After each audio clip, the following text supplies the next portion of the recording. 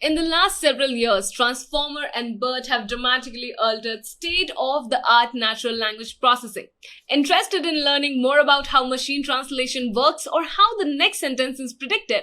Well, such activities can be accomplished by Transformers and Bert. Through this course, we will learn about transformers, Bert, and how they function. And we'll also be doing some hands-on exercises with PyTorch to demonstrate how they function. If you feel the need to dig deeper and learn more about it, stay right where you are and learn all that you can about the same. So without any further ado, let's get started right.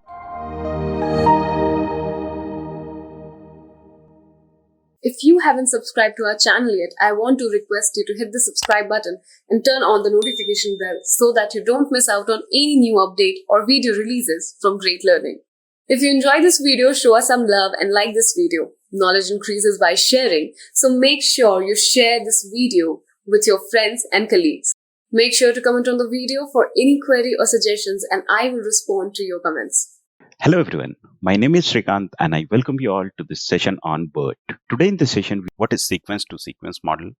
What is transformers in NLP? Then we will be solving a use case. Then we will be covering what is BERT and we will introduce ourselves with BERT, and then we will be solving one use case using BERT. Okay, so without wasting any time, let's get started. So before we go and discuss what is sequence to sequence model, let's try and understand various types of data do we get in machine learning or in deep learning space. So in deep learning or machine learning space, we can get data into a form of image, or it can be a number, or it can be a text. It can be again audio and video.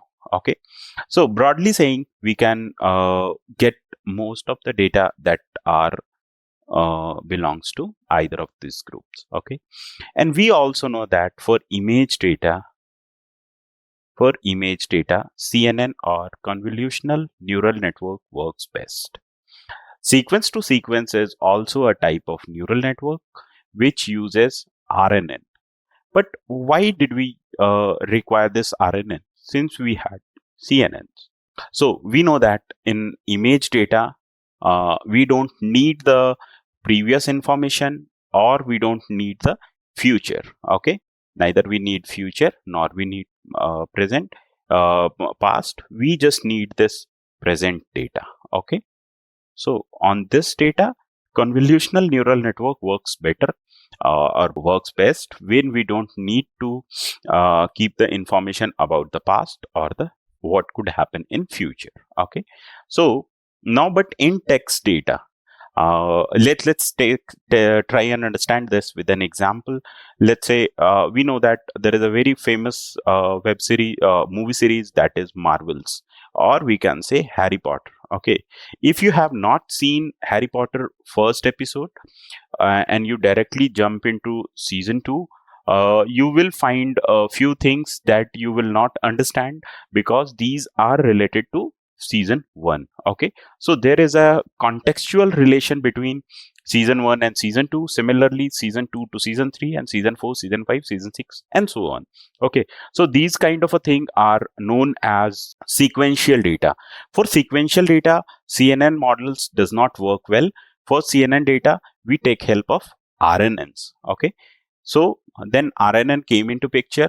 Now we can say that in RNN, what happens that they have no memory or they have very less memory. Okay, due to which there is a knowledge preservation problem, as well as RNNs have a gradient vanishing problem.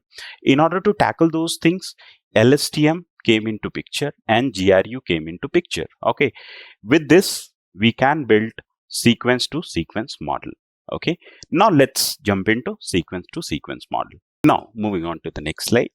Now, before we understand what sequence to sequence model is or how sequence to sequence model, let's take an example to understand this. Suppose you stay in Bangalore and you are working in some MNC and your company asks you to go to France for some business conference or something like that. Okay.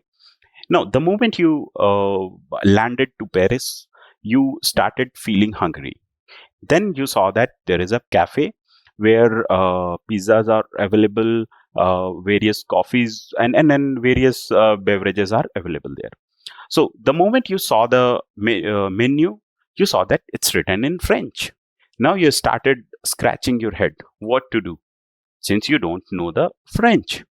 So then you realizes that yes, I have my then you realizes that you have Google Assistant or Google Translator or various translator applications with the help of which you can translate the French to English. So you uses that app and you ordered and then you had your meal. So this is all about sequence to sequence model. So what sequence to sequence model does, it takes an input, it goes to a sequence to sequence model, then from that sequence to sequence model we get a output. So one of the most popular sequence to sequence model is encoder decoder based model. So what this encoder decoder model is, let's try and understand that. If we further segregate or if we go deeper into the sequence to sequence model, we can see that it has an encoder, it has a decoder. So what happens that this is our input, as it's a text, so it will get converted into embeddings, and then from this embedding it goes to this encoder, then encoder encoded it and then gives a context vector to this decoder, and then decoder decodes the output. Okay, so this is how a normal encoder decoder based model works. But now let's see further. So what are the real life examples of sequence to sequence model?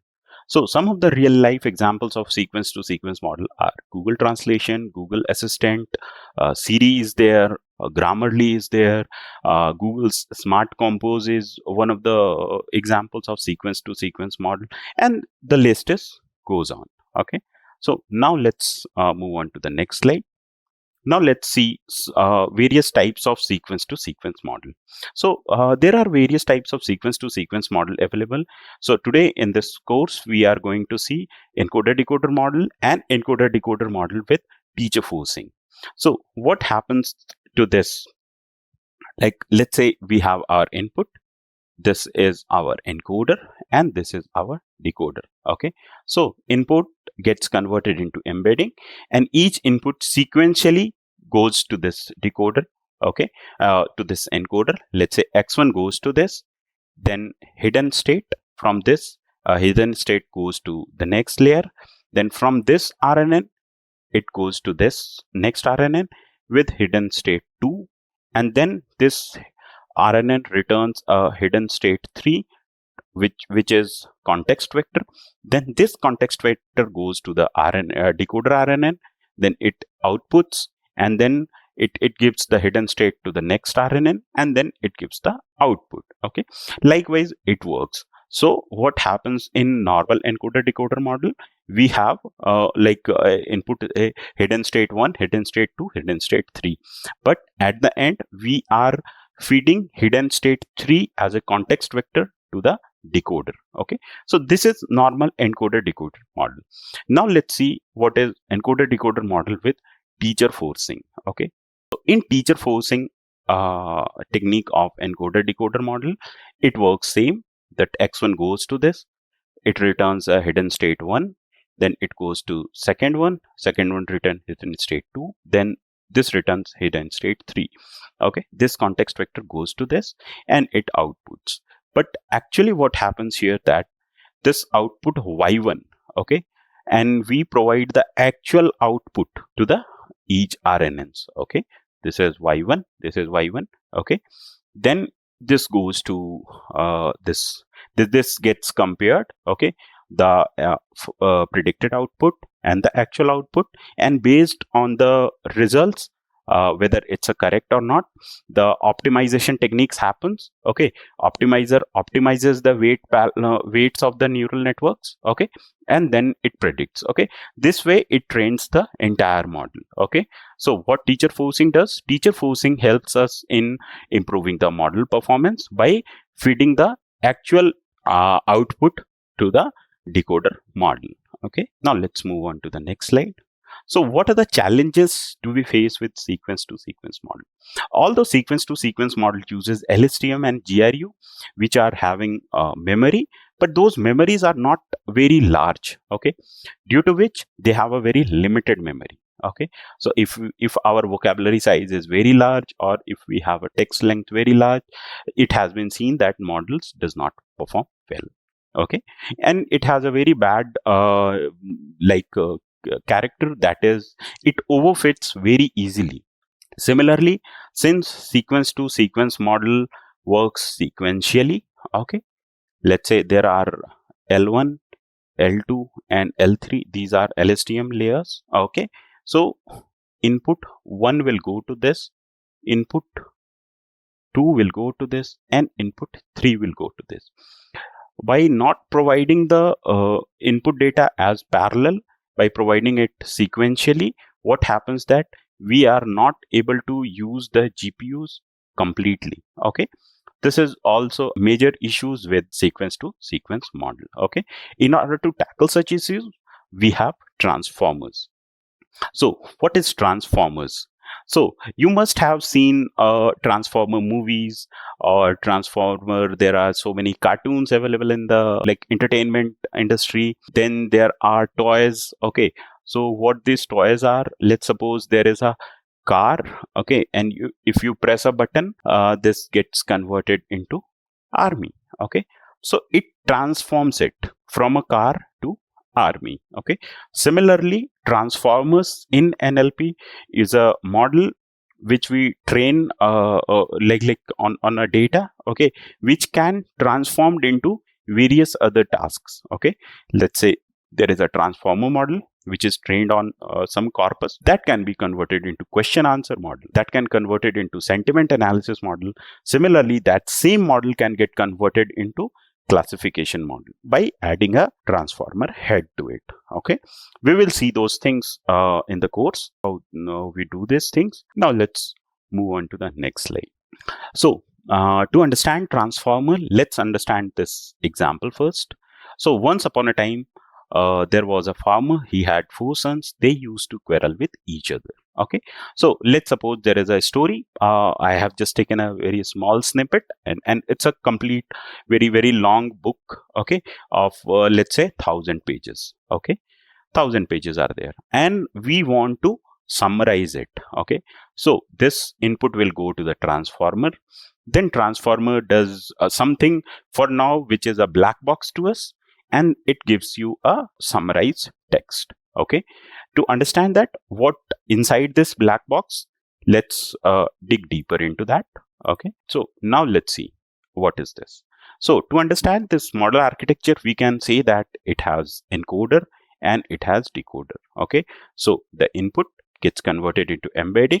These embedding goes to the encoder.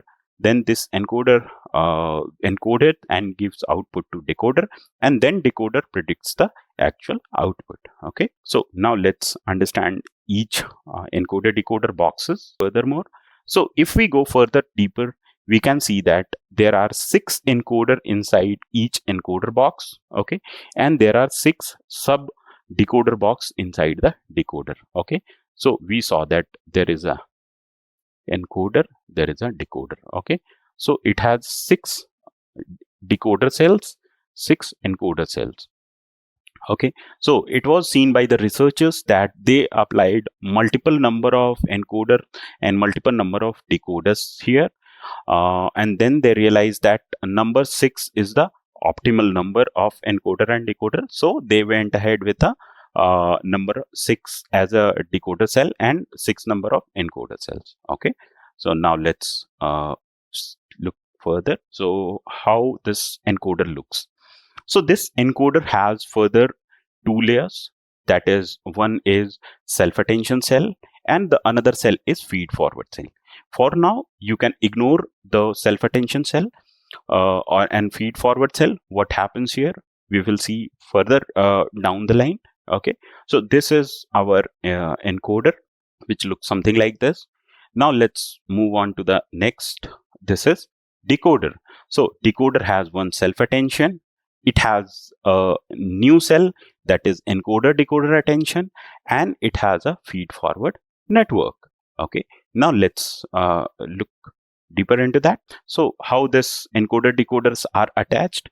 This is our encoder, this is our decoder. Okay, so each encoder, there will be 6 number of encoders and there will be 6 number of decoders. Okay, each encoder will attach to all the 6 decoders. Okay, likewise, like here we can see it is connected to 1, but it is connected to actually 6 number of decoders. Okay, now let's move further. Now let's try and understand this encoder decoder. Okay, so this encoder is further divided into self attention, followed by a add and normalizer layer. Then it has a feed forward network, and then it has a add and normalizer layer, and then it goes to encoder 2.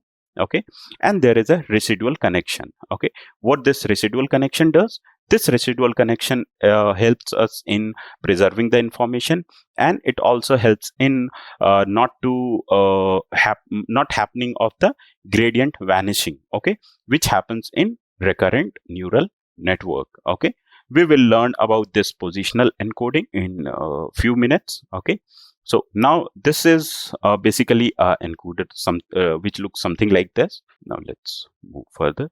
So this is our decoder. Okay, so this is decoder self attention followed by a add and normalizer. Okay, so this is also known as masked multi head attention. Okay, so this is masked multi-head attention. Okay, and if you see closer, it has 3 inputs. Okay, we will learn about these 3 inputs. What are those inputs? Key, value, and query. Okay, and why do we use that? We will discuss those as well. Okay, and again we can see that there is a duplicate of encoder. Okay, like this, there are 2 same values are going here. Okay, so we will learn about them going forward, but for now just try and understand that the architecture is something looks like this. Okay, now if we combine both the architectures like encoder and decoder, it looks something like this. Okay, so this is encoder, this is decoder. Okay, encoders are 6 encoders attached here and 6 decoders attached here. Okay, if we stack them all, then we will get a beast, or we can say we will get a transformer. Okay, now let's understand what is attention. So what is attention? Okay, so in order to understand attention, let's take an example. Okay, let's suppose that you go to a web page, that is google.com. Okay, and you searched a term transformers in NLP. Okay, so this is nothing but this is your query. Okay, this query will go to the Google database. Okay, there is a database in Google. Okay, in that database it will search for these terms. Okay, so there are keys. Okay, so it this query will check with keys. Okay, and with the help of cosine similarity, okay, it finds the most like relevant queries. Okay, so it finds out what are the keys that are most relevant. Okay, then it gives you that, okay, yeah, these are the web pages that are having the more relevance in terms of the cosine similarity, and these results as a value will go to your google.com output. Okay, so this is known as query, this is keys, and this is value.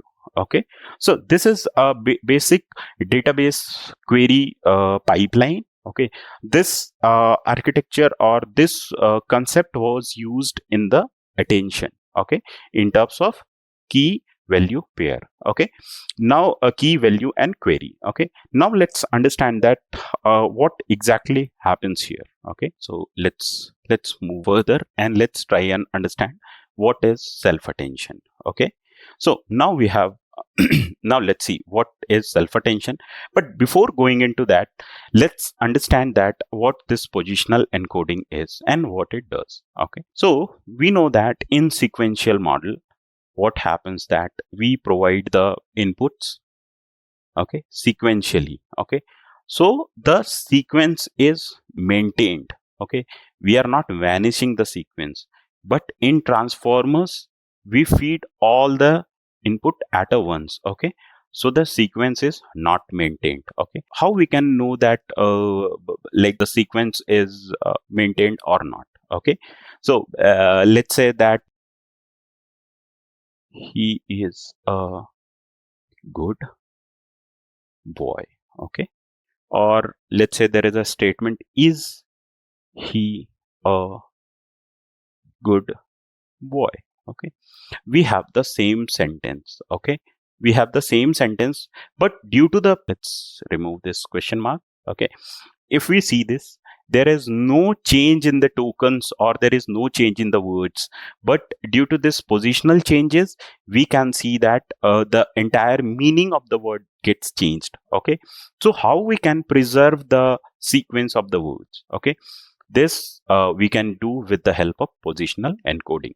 We add a positional vector to it, okay, or positional encoding, okay, to it, to make each vectors unique. Okay, so this way we create a unique vectors with the help of positional encoding. Now once this is done, what we do, we duplicate the value, same vector, like this will become key, this will become query. And so what happens that we feed our input, we give our input to the model. Okay, then let's say word to vec. Okay, word to vec converts the into a vector. Okay, so we get some vector, and then these vectors, this will become value. Okay, and this before dividing it, what happens that as a residual connection, this goes to the add and normalizer. Okay, then this goes to the self attention, and then self attention, how self attention calculates or how self attention works. Let's understand this with another example. So let's see this. Okay, so this input, the three input, key, query, and value. Okay, now let's suppose the vector size or the embedding size is 7 cross 5. Okay, or let's say this is also 7 cross 5, this is also 7 cross 5. Okay, so to this, when we add to this linear, let's suppose that it has 5 cross 3 vector. Okay, this is also a vector okay, of vector weight file of 5 cross 3. Okay, so what happens that this goes to this multiplies together. Okay, and which gives you a 7 cross 3 vector. This also gives you a 7 cross 3 vectors. Okay, so what happens that we know that in matrix multiplication, let's say if it's a 7 cross 5 dot product of like 5 cross 3, what it will return, it will return a matrix of 7 cross 3. Okay, so this way we change our matrix to 7 cross 3. Okay, then this 7 cross 3, 7 cross 3, we find the matrix multiplication of it. For this we transpose this query vector. Okay, so this gives us a 7 cross 7 matrix. Okay, then we scale this matrix. Okay, what do? We just normalizes it. Okay, we scale it. Okay, after scaling it, we apply a softmax layer to this. Okay, which gives us a maximum probability. Okay, which gives a probability to each tokens, by which we can give highest weightage to the term whose like the probability is highest. Okay, to whom we want to give a attention. So what this self attention does, let's take an example to understand it. Okay, so let's suppose Rohan went to the bank, checked his account, which was 0. Okay, so his bank account was nil or 0. Then he went to the river bank and starts crying. Okay, or started crying. Okay, started crying. Okay, so how for a human being, it's very easy to understand that the first bank is nothing but it's a financial bank, and the second bank is nothing but it's a river bank. But is it same way? Is it easier for the machine to understand? No, it's not easier for the machine to understand, since what happens that in word to vec or in any other vectorization technique, we do not consider the context. Okay, so it's a context free. Okay, but if we do not know the context, how can we say that this is a river bank and this is a financial bank? Okay, so to keep the context vector with us, or to keep the context of the terms, we take the help of attention. Okay, or we take the help of self attention. Okay, so this is what we does. So when we pass this input to this attention, it gives attention to each words. Okay, like Rohan, an account. So it is clear that this is Rohan's bank account. Okay, then account and 0. So it will give importance to these words like this. Okay, each time. Okay, similarly, bank and river bank. So what happens here, that it gives a weightage to each words, or we can say the probability of each words. Okay, then this what happens that this is 7 cross 7 matrix. This was 7 cross 3 and this was 7 cross 3. Okay, then this goes to 7 cross 7. Okay, and this is 7 cross 5 matrix, that is our value matrix. Okay, then we do the matrix multiplication. Here we gets the 7 cross 5. Okay, now we see that earlier we had 7 cross 5 vector size, which gets multiplied into 5 cross 3, 5 cross 3, that is the weight file. Okay, then from those weight it multiplies and it gets 7 cross 7, and then at the end we get the 7 cross 5. Okay, then it's concatenate, or we can say that it flattens the 7 cross 5 array. Okay, to this, then this 7 cross 5 goes to a linear layer, and this linear layer goes to furthermore to the add and normalizer layer. Okay, so this is how attention works, or self attention works. Okay, like during the each epoch, what happens that we adjust the this 5 cross 3 weight files, that is in the linear layer. Okay, and it at the end we gets the correct weightage for each terms, and the attention for each words is given at the end. Okay, so this is the basic way self attention works. Now let's move further. So what is multi-head attention? In transformer, the computation, as we saw that in the earlier example, there are total 7 tokens. Okay, so for each tokens we will create a attention. Okay, and for the 7 we will create a 7 layer or 7 stacks of attention. Okay, and these attentions when gets together constitutes into a multi-head attention. Okay, so this is what multi-head attention is, and this is what it does. So now let's move on to next. Now we have understood that there are what is this positional encoding and what this self attention does to us. Okay, in transformer there are 3 basic steps.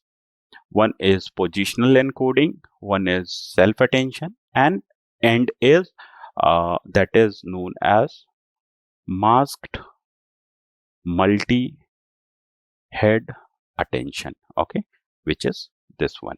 Okay, we can say masked multi-head attention. Okay, now let's see what happens that. Okay, so we will not go into this what this output is doing here. First we will see that what happens that from this decoder, okay, it goes to this encoder decoder attention, this we can say key query, and from this masked multi-head attention, a value is given to this. Okay, and this value as a residual is goes to this add and normalizer to preserve the information. Okay, then this does the attention thing. Okay, how a self attention works, it calculates it and goes to this add and normalizer, then it goes to feed forward, and at the end it goes to the decoder 2, decoder 3, and after completion of this decoder 6, it goes to a linear layer or it flattens it. Okay, and then after that softmax is applied to it, which gives the probability to each tokens, and the maximum probability token is given out as a output. Okay, so let's say that this is a output O1. Okay, and this output O1 will go to this. Okay, and it gets compared here in this multi-head attention layer. Okay, that whether this output, which was the actual output and which is the predicted output, are they same or not. Okay, if they are not same, then with the help of optimization techniques, weights are of each neural networks get adjusted. Okay, and then again the same process happens. Okay, and which constitutes into the training of the transformers. This way we train the transformer model, and like then we can apply the various transformer heads to it to use it further. Now let's move on to the next. Now we can see that we have our transformers that is trained. Okay, on top of this transformers we add a transformer head. Okay, which helps us in solving some use cases like question answer head. By applying question answer head, we can create a model that will be question answer model. Then MLM, this is nothing but masked language model. Then classification head to find the classification model. Okay, next sentence head to get the next sentence or next word prediction. These kind of a thing we can perform, or we can tweak the model after it gets trained. Okay, now let's move on to the next slide. Okay, what are the limitations of attention? Now we discussed about various things which are very good with attention. Okay, but there are few limitations of attention as well. Like it's very difficult to parallelize the entire process. Okay, attention works very good when the data size is very small. When the data size is very large, it performs not well as compared to when it performs with the smaller data sets. Okay, so now let's move on to the next slide. So now let's discuss some of the popular transformers model. Okay, there are so many transformers models available in the market that are very popular. Some of them are GPT series like GPT-1, GPT-2, GPT-3. Then there is T5 base model. Then there is T5 other models also, like small model, large model.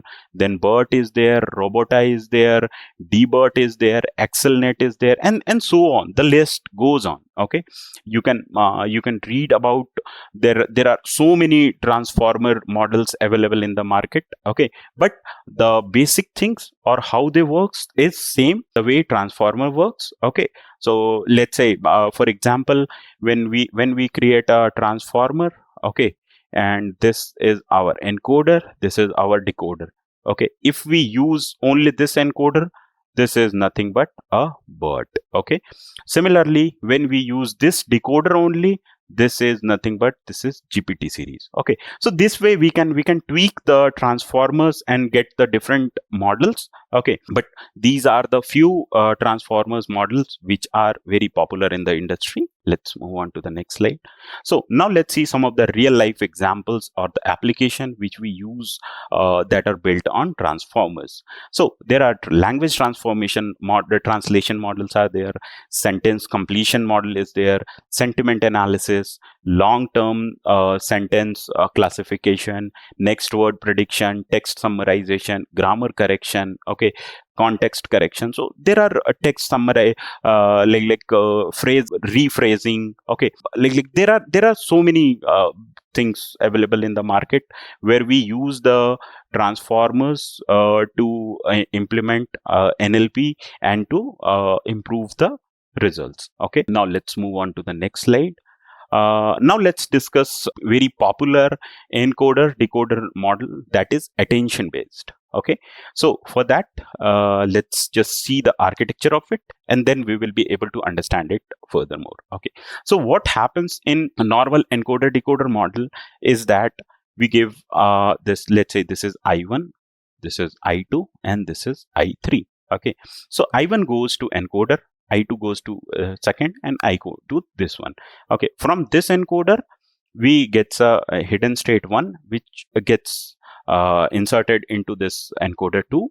Then from this hidden state 2 goes to encoder 3, and this hidden state 3, okay, this is known as context vector, goes to this. Okay, and then decoder decodes it same way. Okay, now what happens in encoder decoder, let's understand this. So in encoder decoder with attention, instead of sending the last hidden state, so we send all the hidden state together, okay, to keep the information which we get from encoder 1, encoder 2, and encoder 3. Okay, so this is how attention based encoder decoder model works. Now let's discuss few limitations of transformers. Transformers require a huge compute capabilities. You need to have a GPUs, you need to have a high RAM in order to execute it fastly, okay, which requires a huge costing. It requires a huge amount of data to train the model, as well as it's a very time consuming process. Okay, so these are the few limitations which we see in transformers. Rest, transformers are very good. They perform NLP tasks very efficiently and very like it has been seen that they have given us a very good result for very difficult tasks such as text summarization, context understanding or rephrasing of the phrases, question answering models. Okay, these are the some of the things like in which transformers works very well, but there are few limitations. Now let's move on to the next. So now in this use case, what we are going to do, we are going to do a text summarization. Okay, text summarization. Okay, so what we will be using here, so we are using here PyTorch. Okay, we are using PyTorch and Hugging Face. Okay, that is transformers. Okay, T5 base model we are using for as a transformer model to train it. Okay, so now without wasting any time, let's jump into the notebook. For this use case, what we are going to do is we are using a BBC News summarizer data. Okay, and we are using it on Kaggle platform. So let's execute it. It's the same kind of a Jupyter notebook. So we will execute it. Now we can see that there are so various summaries, as well as there are various articles that are present for each of the groups. That are something, some articles are related to business, some articles are related to politics, okay, and things like that. So let me just go top. Okay, now I'll just hide it for now, because of it's a very lengthy or a very large output. Okay, so now we will add few important packages that are required to load the data, to plot the data, and to understand or to perform certain EDAs on top of the data. Okay, so let's load them. Now we will get what are the folders, or what are the groups are there for which we can get the summary and the articles. There are business, entertainment, tech, sports, and politics. Similarly, this is the article path where the articles are there and the summaries are there. So these are nothing but these are text files. Okay. So now we will create a function that is known as read file from folder. So what it will do, it will go to each of the folders. Okay. And then based on the type of this group, whether it's a tech, entertainment, business, sports, politics, it will read all the text files and it will store them into a list that is known as articles, and correspondingly it will store it into the summaries and categories. Okay, so what we are doing it here, we are keeping the categories. For now, default is tech and sports, but which we can further overwrite. Okay, so we will provide the categories list. So it will go to each categories. Okay, append the path with this article path with category and summary path with category. Okay, let's say we want to get the tech. So it will get the tech article path / tech, and then it will with the help of globe, what it will do, it will keep all the files that are text files. Okay, that path will go to this article path, this summary path. Okay, this will give us the how many numbers of articles and how many number of summaries are present in particular path. Okay, then what we are going to do, we are going to read those articles and those files. Okay, and we are storing them into this article, summary, and categories. So now execute it. Now if we execute it, we see that there are 417 values that are present in politics. Similarly for sports, tech, entertainment, business. Okay, so there are total how many folders are present in there, we got it. Okay, so now let's create a data frame with the help of those lists. Okay, so now with the help of those lists, we can create a articles, summary, corresponding summary, and then corresponding categories. Okay, so now let's plot a bar plot to understand that what are the distribution or the frequency of each groups. So we can see that sports has most number of articles, okay, that are present here, or the summary present here. Okay, now let's create a like length of each articles and length of each summaries. Okay, so now we will get the corresponding length of the article and corresponding length of the summary. And now let's print the mean summary and a mean length of summary and mean length of articles. Okay, so let's just plot it. So we can see that on an average there are around 500 length of articles. Similarly for this summaries, it is more or less on an average, like maximum it goes to 213. Okay, now let's plot it.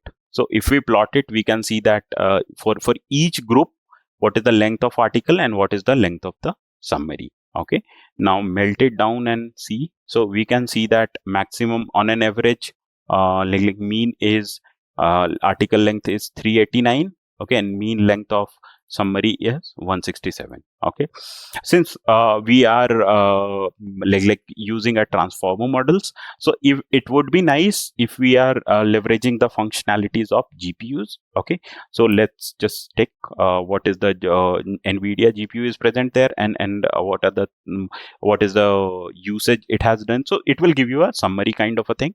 Now what we will be doing, we will be loading transformers and PyTorch Lightning. So for transformers, we are using 4.5.0 version, and for PyTorch Lightning, we are using 1.2.7. Now let's execute it. It will take some time to install it. Okay, since we have already installed it, so it won't take much time. So now package 1 is installed. Okay, it is giving you a warning that which we can ignore. Okay, so now both the packages are already with us, so it didn't take much time. So now next what we are doing, we are loading from the torch, we are loading dataset and data loader. Then we are loading the model checkpoint. Then from TensorFlow, TensorBoard logger we are using from PyTorch Lightning. Okay, then from transformers we are loading this AdamW T5 conditional generation, okay, because we are using T5 model, and then we are using the T5 tokenizer, which is T5 tokenizer fast. Okay, so now let's execute it. Now we have done this, so it will just take few seconds. Now execute it. Now let's import further plotting articles. Okay, so now we have loaded the plotting libraries. This is our DF. So we will remove all the columns but keep only articles and summaries. Okay, so now we see that we have articles and corresponding summaries are there. Then we are removing the non-ASCII keywords from the data. So let's remove it. So now we have removed it. Then we will remove if any null values are present there. However, there is no null values. Okay, so now we will divide the data into train and test. So 90% data is our train data and 10% is test data. So now this is our train DF and this is our test DF. This is stratified sampling. So we don't need to worry about the whether the data is biased or not. So now next what we are going to create, we are going to create a PyTorch dataset. Okay, for this new summary dataset. So first we will initialize these or create a constructor with the help of this init method. Okay, and then here we are passing this T5 tokenizer. Maximum length of the text or the article is 512. Summaries length should be 128. Okay, then we are initializing it to this self loader. Okay, and then we are finding the length of the data. Then we are getting each data row wise, okay, one by one, iterating over it, okay, with the help of iloc. Okay, and then to text we are passing this articles. Okay, and then we are creating a text encoding with the help of tokenizer, where we are passing the text, maximum length which is 512, padding, truncation is true. Then if truncation is true means if the length is greater than 512, what we will be doing, we will be removing them. Okay, we will keep till 512. Okay, then we are adding spatial tokens, and since we are using a PyTorch, so we will be returning the tensor as a PyTorch tensor. Okay, the same way we will do it for summary tokening, summary encoding. Okay, and then we are returning the summary encoding input IDs as a label. Okay, and at the end we are returning a dictionary, that is a data set. Okay, keeping the text, summary, text input ID, text attention mask, then labels. Okay, and label attention mask. Okay, so now execute it. This is our test data. Now what we are going to do, we are creating a PyTorch lightning data module. Okay, so for that again we are creating a constructor. Okay, so this will superimpose all these things. Okay, and it will create a constructor for that. Then what we are doing, we are creating a train data, loading the train data, we are creating the test data. Okay, and then creating a train data loader, creating a test data loader. Okay, and creating a validation data loader. So now let's execute this. Since we are using T5 model, so our model name is T5 base, and then we are loading the tokenizer. So let's execute it. So it will take few time. Now it is done. Now what we need to know, we need to know the text token counts and summaries token count. Okay, what is the count of tokens? So let's execute it. Now it is done. Now let's plot it out. Okay, we can see that there is a difference in the data.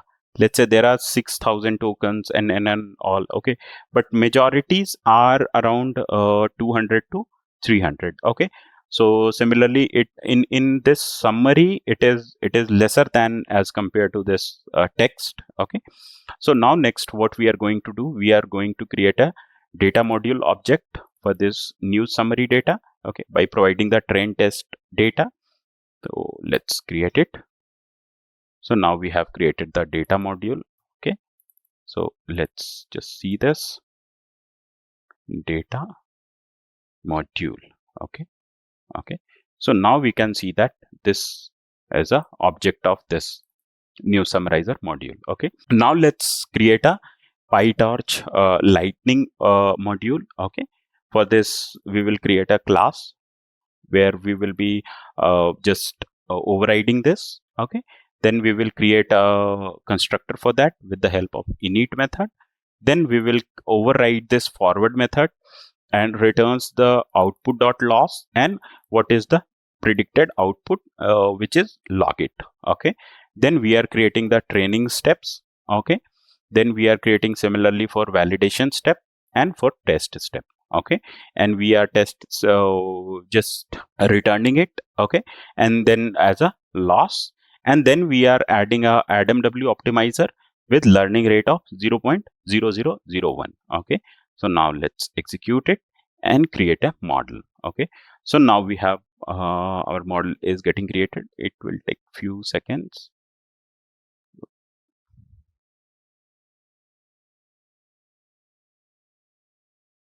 Okay. Now we will load this tensor board and we will give this as a log directory where we will log the details. Okay.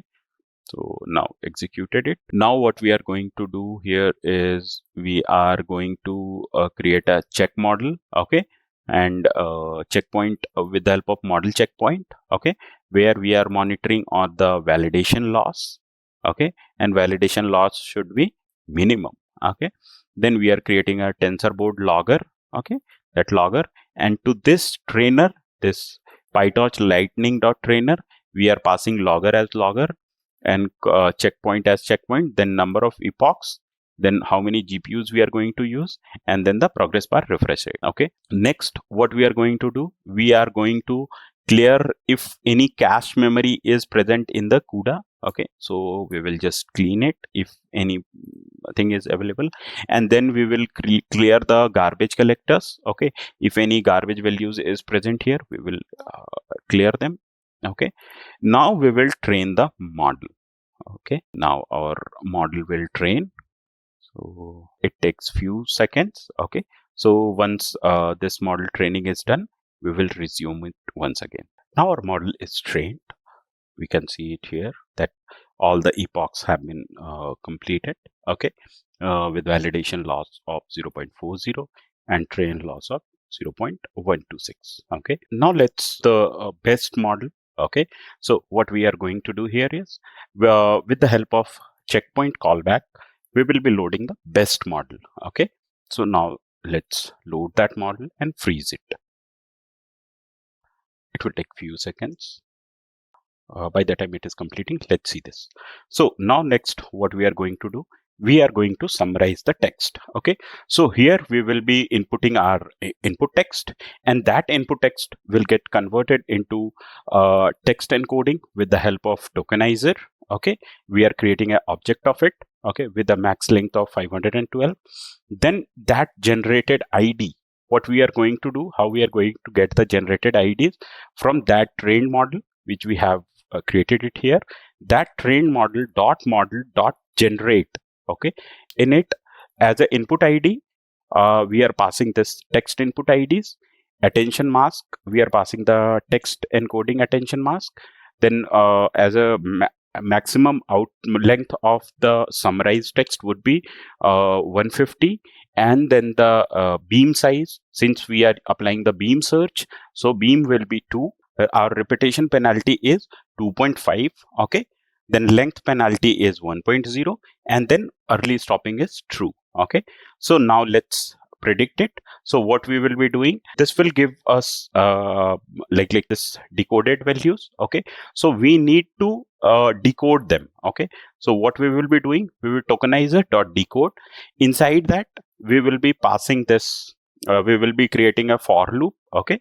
From that generated IDs, we'll get each generated IDs, and then we are getting these generated IDs, passing it to the decoder, which will give us the output text or output token. And then since it's giving us a list, so we need to convert it into a string. So for this, we will be using this string join function to create a string. Okay. So now let's execute it. So this is done. Now what we are doing, we are, let me show you what is this.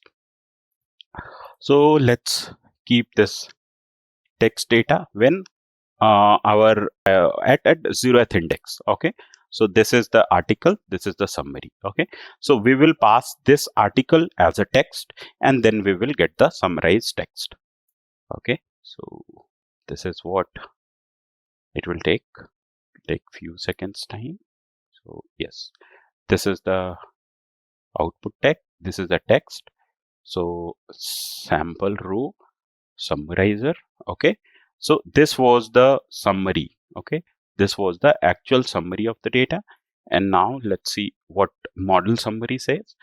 It says more or less same, but our length size was fixed to 150. That's why we are getting till this want to sell value. Okay, like for example, I was settled at Manchester United, I was settled at Manchester United, but they wanted to sell me, and then things like that, we can get it. Similarly, let's do it for some other text also. Let's take 5. Okay, we are taking it randomly.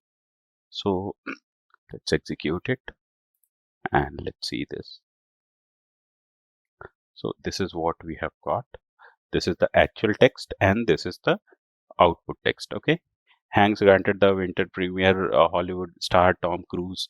So it is started from Hollywood. Tom Cruise was in London. Okay, so more or less this is also giving us good result, although this is not the best model for us. Okay, but it is performing well, and with model tuning or with parameter tuning, we can make this model better. Now let's move on to our next topic, that is introduction to BERT. So BERT stands for bidirectional encoder representation of transformers. So before we go and discuss what is BERT, let's try and understand what is MLM or what is masked language model. Okay, so masked language model takes a certain percentage of input token. Typically, it takes 15% of the input and masks it, and model is supposed to predict the same input text along the certain correct token of the mask token. Okay, so what does it mean? Let's try and understand this with this example. Mary had a masked lamb. Okay, now the model is supposed to predict for this. Okay, so how it predicts or what it does, that is the way the model understand the context. Okay, in order to understand the context or in order to keep the context of the word, it is very important to apply the MLM. Okay, and that is the functionality which BERT uses. Okay, so it goes to this model and then model predicts out had a little. Okay, so we can take an example of sentence filling, where we see that we given an input, there is a fill in the blanks, and then you are supposed to fill that output. Okay, the same way we train to the model for this MLM. Okay, now let's understand what is BERT. As we discussed, BERT stands for Bidirectional Encoder Representation of Transformer, is a language model. Unlike any context-free embedding model, okay, BERT is a context embedding model. It is based on transformers model. Okay, so what this context-free and context embedding model? Let's try and understand that with two statements. Python is very dangerous. It can kill you. Okay. Then there is another sentence. I love Python. It's very easy to understand and code. Okay. Now, if you see the two sentences, if we apply word embedding to that, what it will do? So it will consider this Python, together. Okay, which is not the correct thing, because one python is a snake, and in the another thing where we are talking about python programming language. So how to keep those context with us, okay, or how we can apply something by which we do not lose this context. Okay, so bert help us in this, okay, by keeping the contextual embedding of the model. Okay, let's move on to the next slide. Okay, so what are the things which bert can do? So bert can do name entity recognition, that is ner. It can do next sentence prediction. It can give you good results on long text classification, sentiment analysis, question answering, text summarization, and the list goes on. Okay. So now let's try and understand the BERT architecture. So as we discussed that BERT is dependent on or is derived from this transformers. So this is the typical transformer architecture. Now, if you divide this, so if we divide it, or let's say if we do not keep this part, if we keep this part only, then this is BERT, and this is known as GPT, GPT-1, GPT-2, GPT-3, okay, and so on. Okay, so this is the BERT architecture. The BERT architecture is nothing but an encoder. That's why it is bidirectional encoder representation of transformers. Okay, so if we further go deeper into that, how BERT architecture works, or how it keeps the context of the word. So what happens that we saw that MLM model. So the input with masked input goes to this transformer encoder. Okay, and it understands that Mary had a little lamb. Okay, then there is a classification layer, that is fully connected layer with normalization with normalization layer, and it goes to the next layer, and then it gives you the output. Okay, so this is the basic architecture of masked language model, which we saw earlier, that this was a kind of a black box for us, and here it was written model. Okay, so now we have understanding of how what here what happens here. Okay, now if you see that this transformer encoder, okay, so this is nothing but the E1, E2, E3, which we saw in the encoder. Okay, where it keeps the attention, self attention layer, and it gives a equal weightage or the importance to the words. Okay, now let's understand it furthermore. So what typically happens that any BERT architecture or any BERT model works on two things. One is this masked language model, and the next is next sentence prediction. Okay, so what typically happens that we feed two inputs to the model. Okay, one is this masked language model, and the another one is inputs. Okay, next sentence input, where we put two inputs. Okay, and model is supposed to predict that whether the next sentence or the sentence 2 belongs to is successor of sentence ones or not. Okay, this way we feed this information to the encoder, where it takes help of self encoder self attention, with the help of which it predicts the this masked key. Okay, and it gives you a key. And similarly, there is a classification output which gives you either 0 or 1, with the help of which we can understand that whether the next sentence or the sentence B belongs to sentence A or not. Okay, okay, so we discussed, like, till now what we have covered. Let's recapitulate it once again. In MLM model, what is supposed to do, we are supposed to fill this masked key.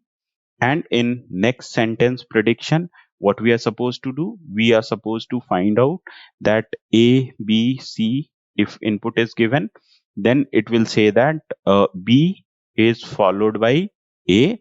But if we put this C followed by A, this it will give you 0 for that, and for this it will give you 1. Okay, so this is the way, basically next sentence prediction and MLM, how we can apply BERT in Python. Okay, so there are two ways to apply it. Either we can use the transformer hub, that is TensorFlow hub, and the another one is Hugging Face. Okay, for this use case we will be using Hugging Face only. Okay, so now let's move on to the next slide. So how do a BERT model train? Okay, so like we discussed that in pre-training phase there is a MLM model. Okay, and there is another thing that is next sentence prediction. Okay, and there is a fine tuning, or we can say that transformers head. We apply transformer head, okay, to fine tune it for further tasks. Okay, so now let's understand these two phases one by one. So what happens that when we pre-trained the model, we we do two unsupervised learning tasks, that is mask language model and next sentence prediction. Okay, the input goes to this self attention, and then it does all the encoder things which we have seen it. Okay, and it predicts the mask language model. Okay, a mask language, the next word, or the fill in the blanks for that. Similarly, it predicts the next sentence which we discussed earlier. Okay, so after training it, or after creating the embedding for that, okay, we get a embeddings. Okay, that embeddings we get it. In that embedding, what we add a fully connected neural networks. Okay, so this is the fine tuning phase. Okay, so this is nothing but this here. What we add this fully connected layer. This is known as transformer head. Okay, so by applying transformer head, we can apply question and answer. Okay, we can apply next word prediction. Okay, we can apply classification, we can apply let's say sentiment analysis. Okay, so things like that we can apply here. Okay, with the help of these layers. Okay, and let's move on to the next slide. So how BERT is different from a word to vec?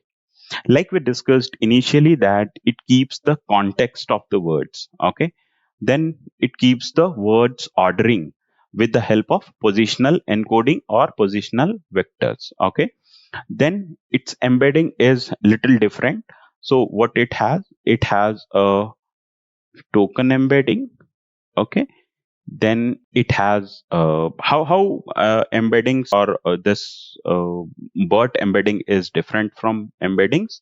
So it has token embeddings, then it has sentence embeddings. Okay, plus it has positional embeddings. Okay, so making them all, this is the BERT embedding.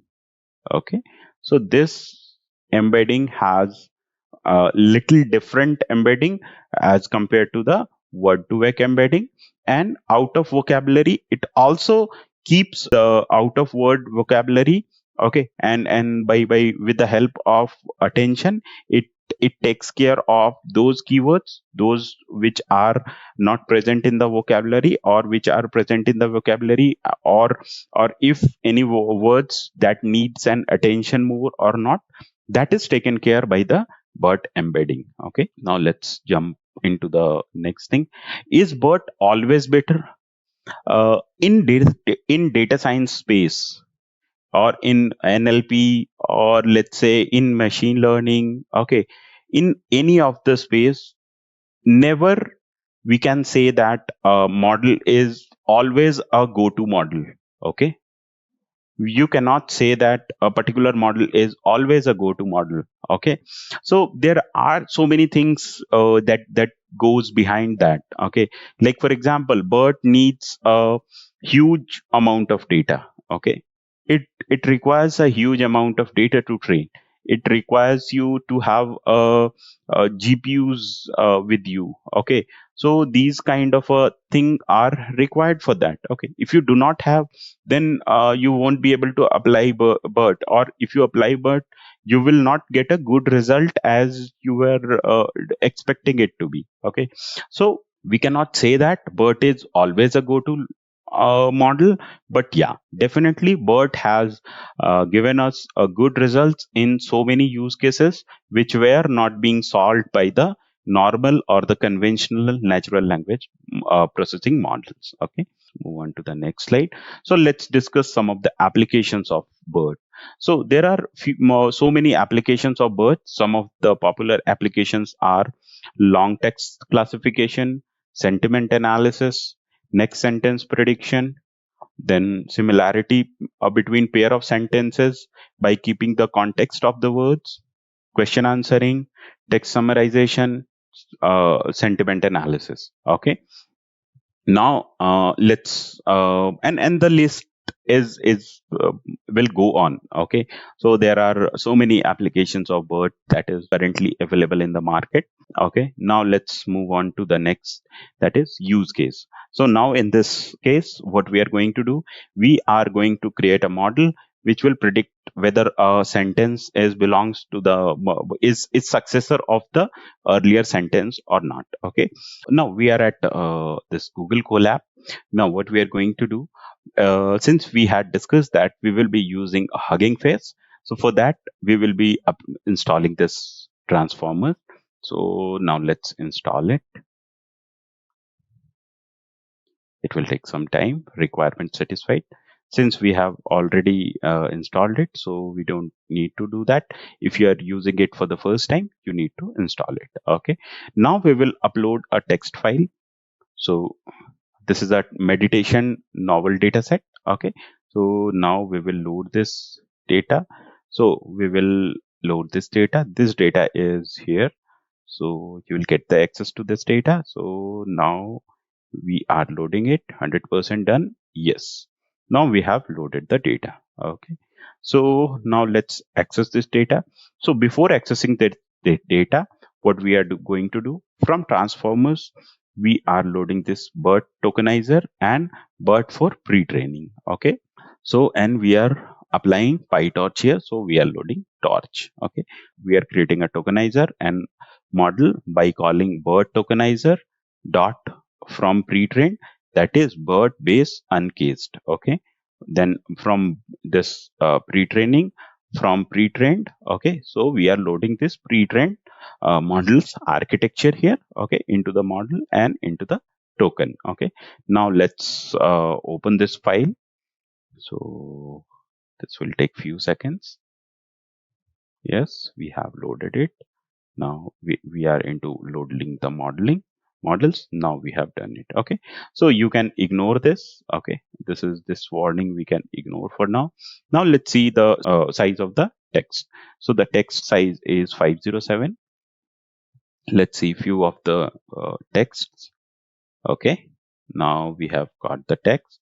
So let's see last words. Okay, now what we are going to create, we are going to create a bag of sentences. Okay, and by splitting the sentence by periods, and if we do not have this last keywords. Okay, by not keeping the spaces. Okay, if you see the like what typically happens, that in input sometimes that this is also a sentence. Okay, so we do not want to keep this with us. Okay, so if the item is not blank, we will keep it. Okay, so now let's execute it.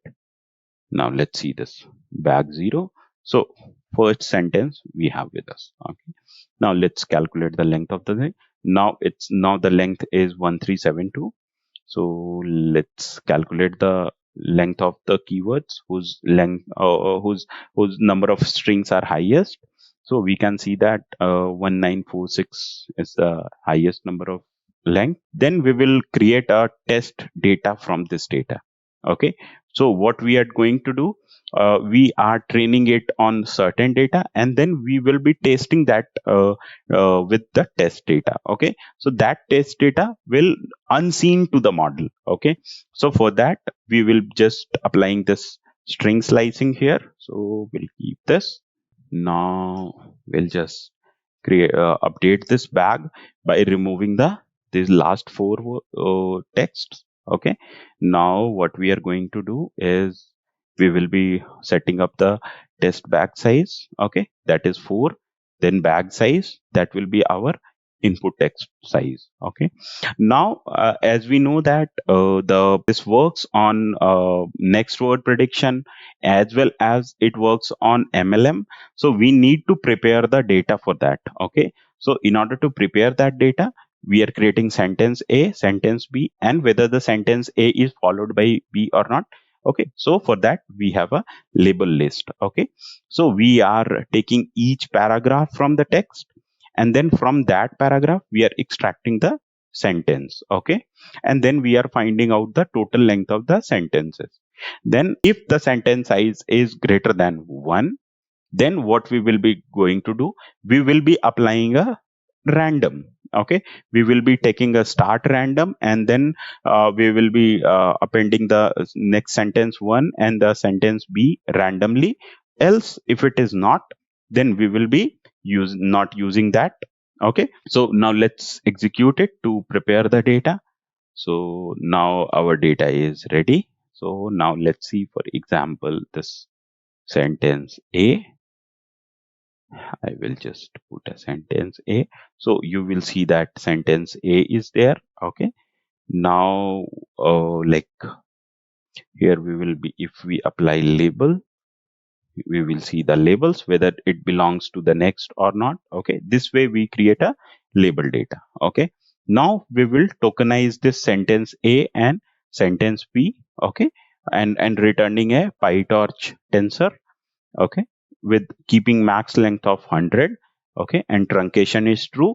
That means if the length of the string is greater than 100, we will truncate to length 100. Okay, and padding will be the max length. So now let's execute it. So it is done. Now let's see the keys.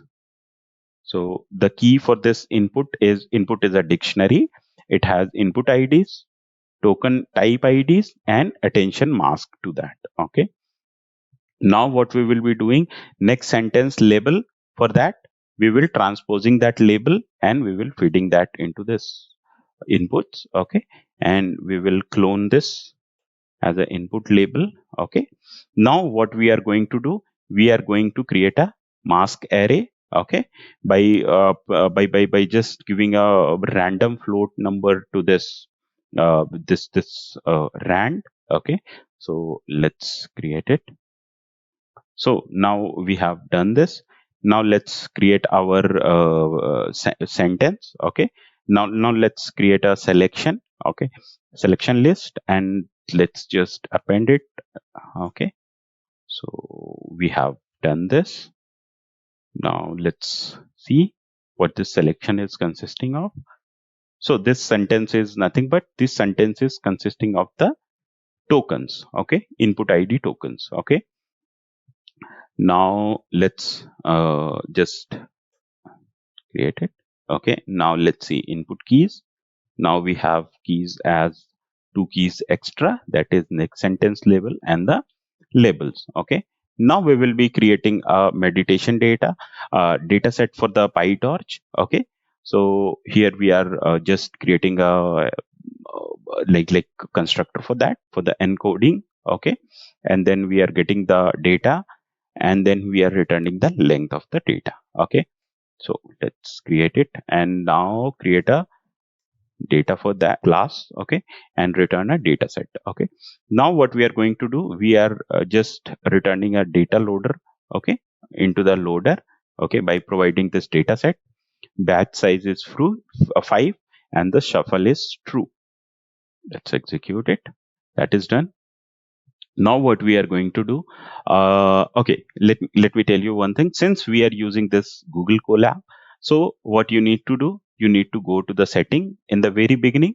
Either you can choose TPU or you can choose GPU. If you choose none, you will not be able to use the CUDA, okay, or the GPU. So here what we are doing, it will find torch will find if CUDA is available, it will use CUDA, else it will use CPU. Okay. So since we are using Google Colab, so we have this CUDA available with us. So to that model, we will add CUDA. Okay. So now if you see, this is the architecture of the BERT. Okay.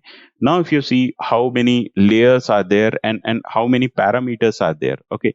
So it's insane. If I say the parameters which it is consisting are insane. Okay. Now let's move on to the next. Here what we are using Adam W as an optimizer. Okay, with learning rate of this much, that is 0. Like to the power -5. Okay, now create an optimizer for that. So we will model dot train and this. Okay, so now next what we are going to do, we are going to collect if there is any variable which we are not using and that is a garbage for us. So we will use that, and if CUDA, we will clear the empty cache. Okay, cache memory we will clear it. Okay, now next what we are going to do, we are going to train the model. Okay, one at a time. Okay, and the number of epochs are 5. Okay, and then what we are doing it here, for each epoch, loop is this loader. Okay, loader which we have defined it earlier here. If you go, let me come down. If you see this is loader, we have defined it here. So we are just creating a data, set up a loop with tqdm and loader. So what it will do, it will just give you the progress bar. Then what we are going to do in that loop, we are applying batch for each loop. Okay, then optimize it, we are grading it to 0, initial calculated gradient. Okay, and then we are pulling out all the tensor batches. Okay, input IDs, this token ID, token type ID, attention mask, next sentence label, and the label. Okay, and this is returning us output, or here we are training the model. Okay, initializing the model by giving the inputs to that is input IDs, attention mask, this key type, next sentence, and the label. Okay, and to this we are extracting the loss of the model. Okay, and then we are applying the backward propagation, then we are applying this optimization. Okay, and we are just describing the each loop. Okay, and we are showing the loss. So now let's execute it. So if you see it closely, it will start, and it takes few minutes to complete. Okay, so what we will be doing, we will be resuming it once the training is done. Now our model is trained. Now we can see that epoch 0 is completed, epoch 1 is completed, 2 is completed, 3 and 4 is completed, with the loss of, you can see that 0.44, 1.08, 0.30, 0.218, and 0.36. So we can say that model was converging well, although in the last, we can say that this loss is greater than this one. So we can say that after that the loss is getting increased. Okay, or we need to tweak it further, so we can improve the results. Now let's see, we have our test data with us. Okay, so this is our test data. We had initially extracted the 4 sentences from this. Okay, and what we are going to do, we are going to tokenize this. Let me show you what we are going to do here. So let's say this, we'll just feed these two information. Okay, and sentence 1, let's say. Okay, and here again we will do this with sentence 1. Okay, so now if you see this, This is the input and this is the next input. Okay, so we need to identify whether the model is able to identify that this text 1 is followed by text 0 or not. Okay, so for that we will create the input. So just create the input, and then these inputs will get feed into the model, and then we will see the outputs. Okay, so now we can see that we have prediction logic. Okay, and we have sequence relation logic. Okay, so now let's execute it. Now we can see that there is a tensor 0 is coming. Okay, that means it is the next keyword is following it. Okay, now if I do this, replace it by sentence 2, let's say. Okay, because the sequence should be sequence 0, then sequence 1, then sequence 2. Now let's suppose that we want to identify whether the sentence 2 is followed by sentence 0 or not. Okay, so now let's execute it. Now let's see this. Let's see this. So this is giving you a 1. That means it is not getting followed by the sentence. Okay. So this way we can tell our model that whether the next sentence is followed by the previous one or not. Okay. So yeah, that's about it from this with this use case. Now let's jump into the slide deck and let's see the next topics. So now we are towards the end of this tutorial.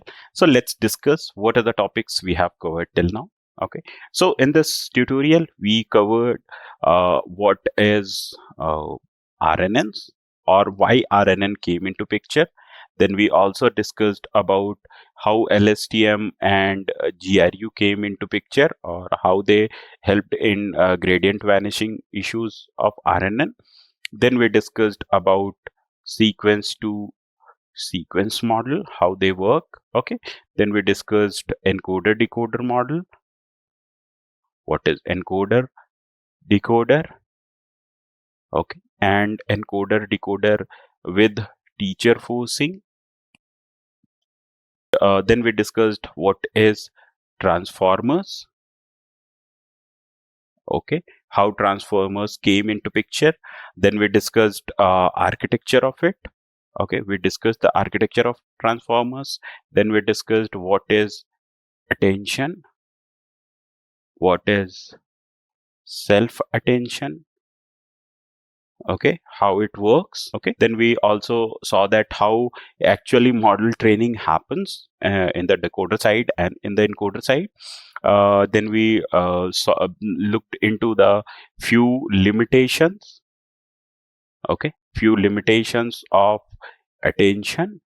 We also discussed few limitations of transformers. Then we saw some of the applications of transformers. Okay, then we also solved a use case.